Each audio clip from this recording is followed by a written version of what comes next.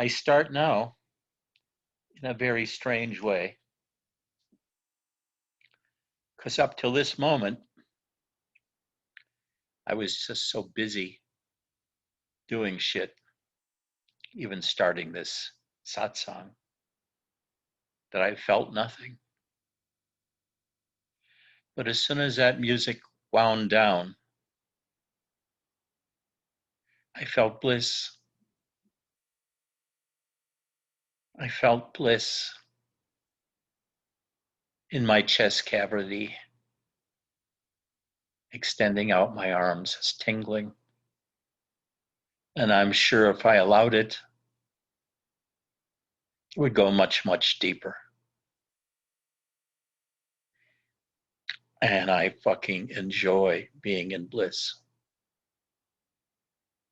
So would you, if you were in it. Look at Cassie laughing. She knows of what I speak. Look at the smile on Vesselina's face, and she doesn't have a clue. That shows you the other side. You can not have a clue and be very happy.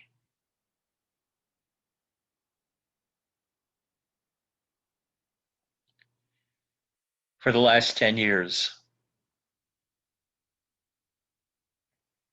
I've been teaching mostly about the state of God realization, of realizing the life force, the light of consciousness, the bliss of being, the deepest background state, which is beingness, dwelling in beingness, the happiness of beingness, the peace of beingness,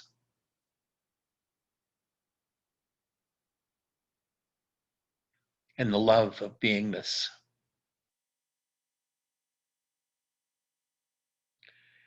The experience of God realization that can be had within the state. The experience of realization of the manifest self, and by that I mean beingness. And not only beingness, but the life force within that illuminates beingness, illuminates the body, allows it to go.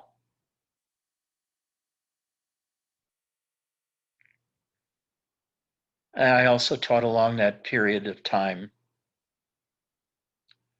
the need to get out of the mind,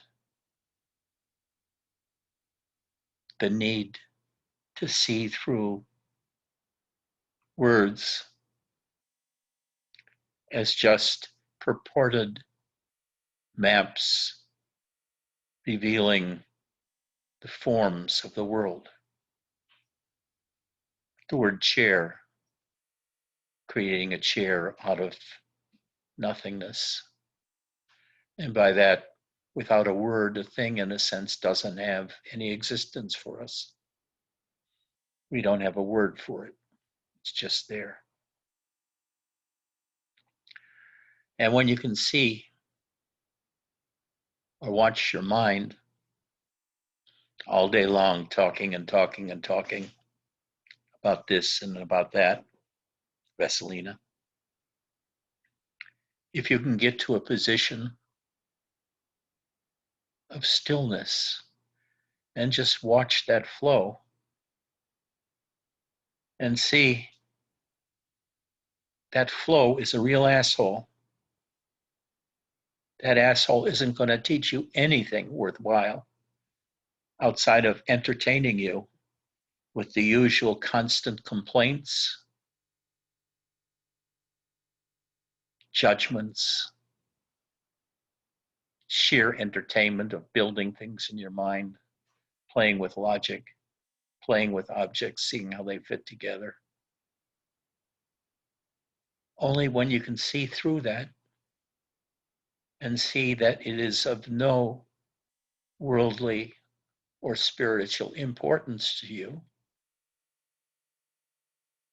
that it's just a waste of time because you concentrate on your mind and you're not watching or experiencing the body or all that goes on around you. You're in your mind and you're missing so much experience. So when you see that, Vesselina, after sitting in a chair every day, motionless, silent, for at least a half an hour, twice a day, sitting in Michael's easy chair, which is also yours, I guess, doing nothing in silence. The cats can crawl all over you, can claw your hands in your lap because you refuse to play with them. There can be noise of pounding from different apartments, tanks rolling down the street to put down a rebellion. And you just sit there watching your mind go apeshit every minute of the day. I want this. I don't want that. I don't want to study. I should go to school. You let these things go through you and you watch them. As it is, you take every movement of your mind and emotions far too seriously as something that has to be resolved every moment of the day. If you have a negativity, you work on how to get rid of it by getting rid of the object or changing the object, school, university. But if instead you see that your mind is just dominating you rather than you dominating the mind, when you get out of the way of all of that, and you see through the mind, you also begin to see through words. That words are just very artificial things that we use to create a map of what reality is like. That's physics, chemistry, personal relationships, what we think of others, our names, our history. It creates an autobiographical self, which you identify with, who you are. But someday, while you're sitting quietly in the chair, maybe 100 years from now, you realize that that stream of thoughts has been your life for your entire life. But that has nothing to do with who you really are.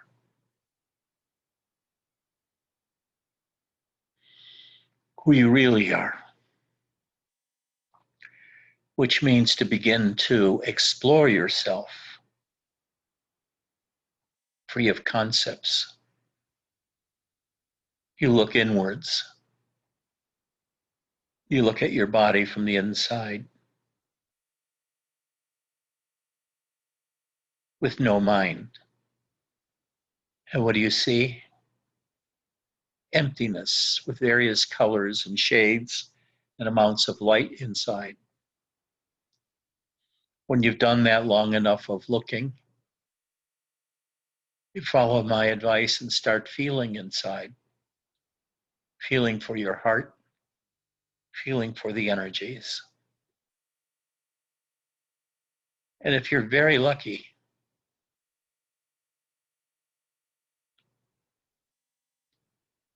the love of your life will show up, teaching you about a whole new world of love devotion, surrender. And out of that surrender,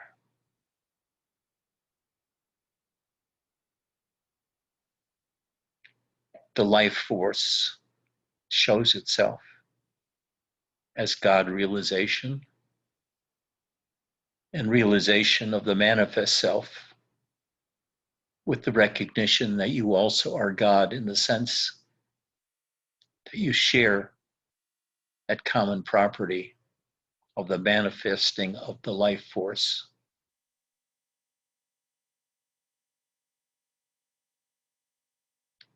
And this is a reward, so to speak. Before this point, you've been wandering in ignorance, wondering what's up, what's down, where to go. But with this experience of the realization of God and the realization of you as the manifest self, you let God take over. You have no will left. And every day is new. Every day can be joyful. The negative states of emotion are really mostly absent.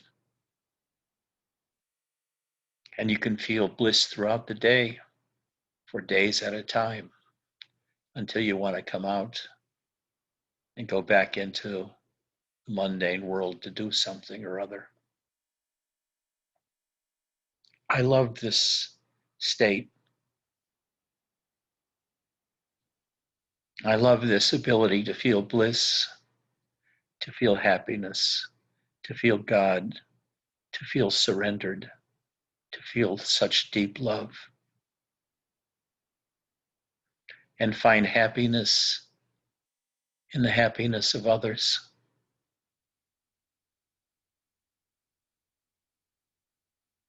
You just want to kiss and hold everybody, or bow to their feet, kiss their feet. You feel the life force inside yourself so strongly.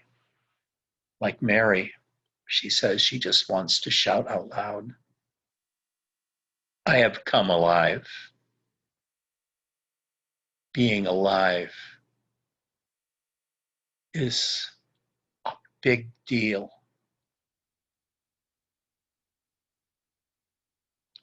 It's the end of suffering. It's the end of unhappiness. It's finding God. And who wouldn't enjoy finding God? But this time you found God inside you as a presence. Very wise, extremely powerful, filled with light.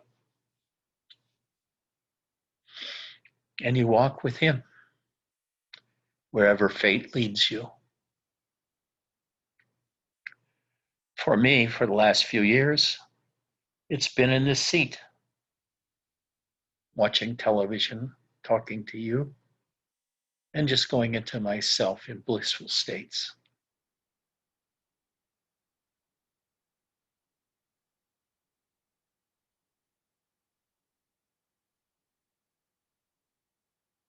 If I could maintain this state for another 100 years and deepen it every day, I would, until I was like Ramana, not moving. But I'm more like Nisargadatta, partially engaged in everyday life.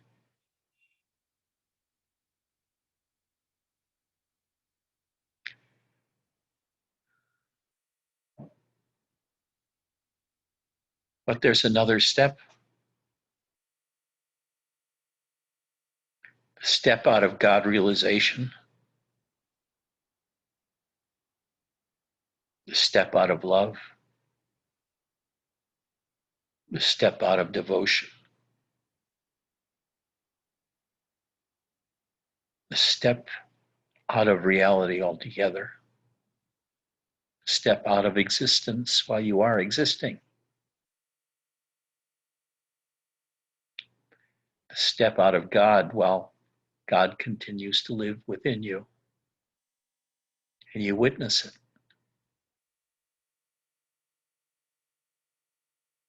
But instead of feeling the bliss now,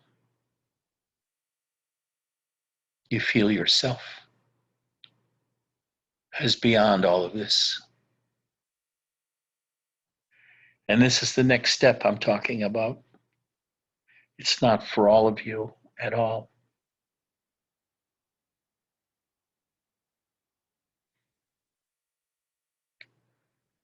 For this step is fraught with problems.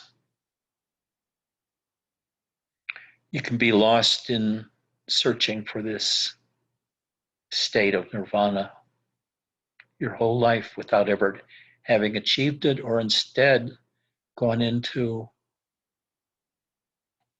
a sort of stasis where you're fixed within, but nothing comes, and you're caught in the void. There's no emotion, no happiness, no unhappiness, just a stasis, no movement. It can become very boring, seemingly on the verge of death.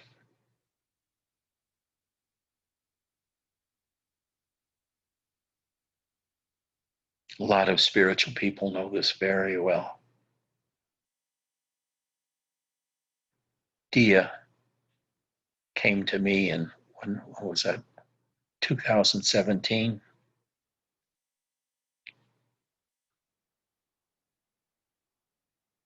And she said to me, I come to save you. And she said, and to save me at the same time. We had both fallen into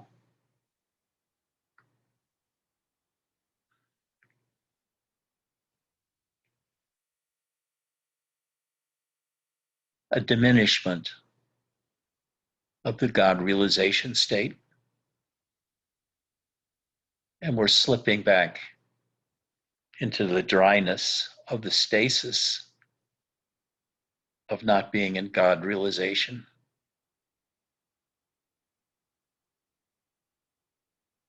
She felt it herself.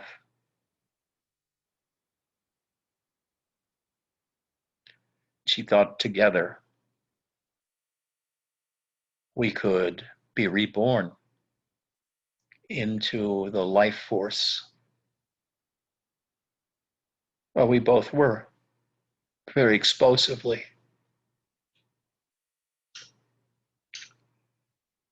But more and more now, recently, it's coming to me to tell you about the other step, which someday you may or may not take. Which is the realization and the experience of that you have nothing to do with this world. You have nothing really to do with consciousness. The totality of consciousness is like a mirage when you're in this state. There's no reality to it. But what you are cannot be known or experienced. You can only be it. You can't know this state. There's no knowledge in this state. There's no experience in this state. Without consciousness, the absolute would not know that it exists.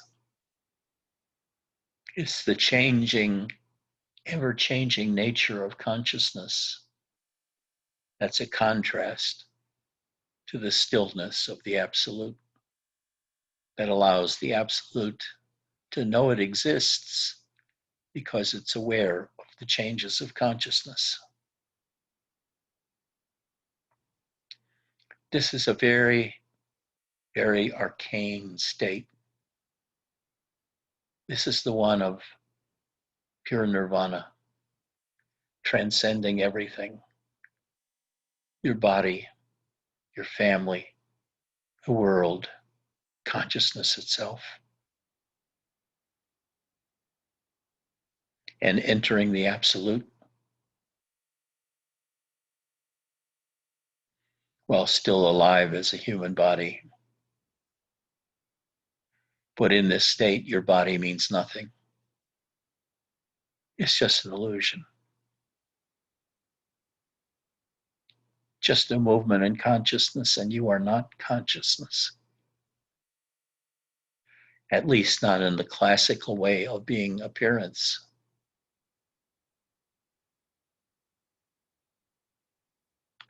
Words here begin to confuse rather than clarify. So I don't want to get into them much at this point. But I want you to know about this state, which is the final state, on the sequence that you're in if you're following the way of Ed Musica, the way of Nisargadatta, of Ramana, of Ramakrishna. Except Robert, Ramana, and Nisargadatta never talk about the bliss state, because this bliss state had happened to them many, many years before.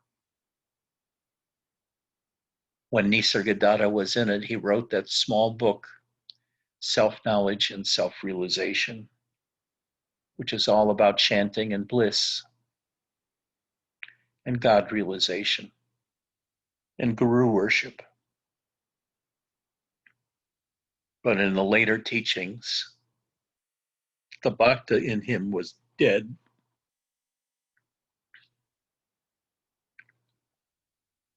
So I'm going to teach about this state.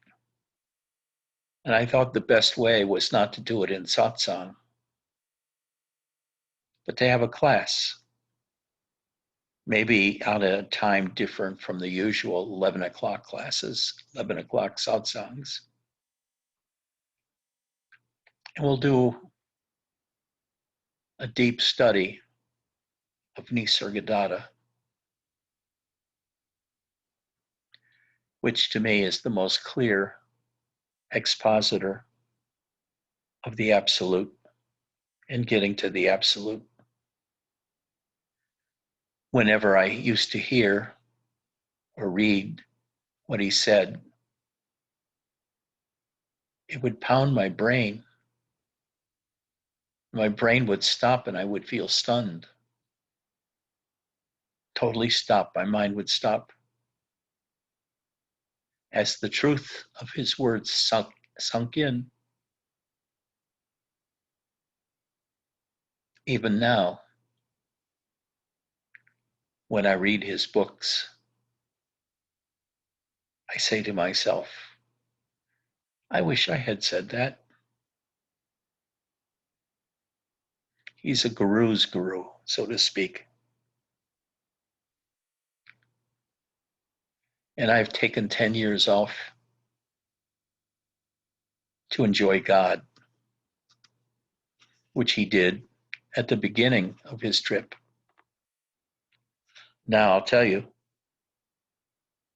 pursuing the absolute without an experience of God realization, self-realization, love, surrender, is a kind of barren path. But if you've experienced the endless love, happiness, ecstasies of the life force for any long period of time, such that you feel satisfied in yourself and you can let go of the satisfaction of the bliss state, to look for that which perceives the bliss state. Now you can read Gene Dunn, one of the two people that Nisargadatta recognized as a successor. But her books are too pithy.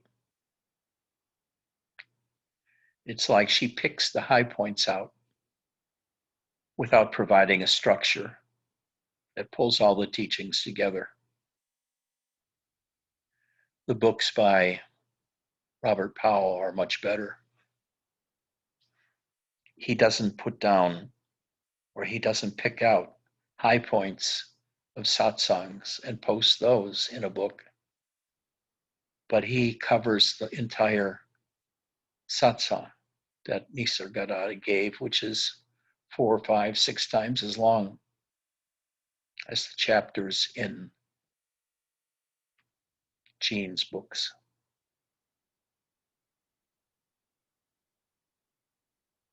Now, I know Gene. I met her any number of times as she was passing through Los Angeles and staying here for a day or two to meet students wherever she was, whether a hotel or somebody's home. She was a very ordinary appearing woman.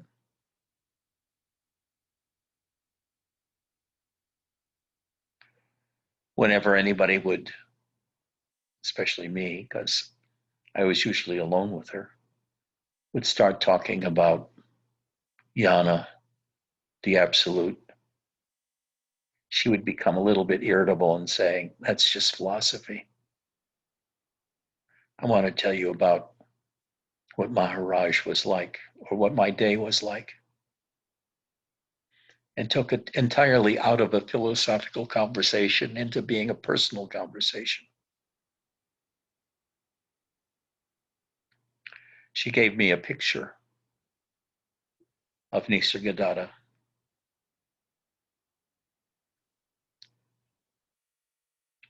which I still treasure. And the little book, Self-Knowledge and Self-Realization, written by Nisargadatta maybe 30 years before he died, when he was still a bhakta, and how very different that book is from her other 3.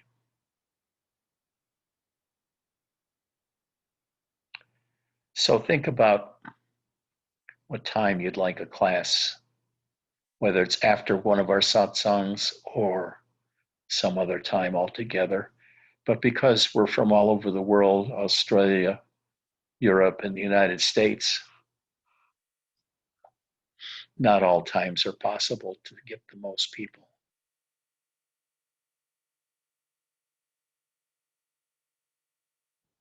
A few minutes of silence, please.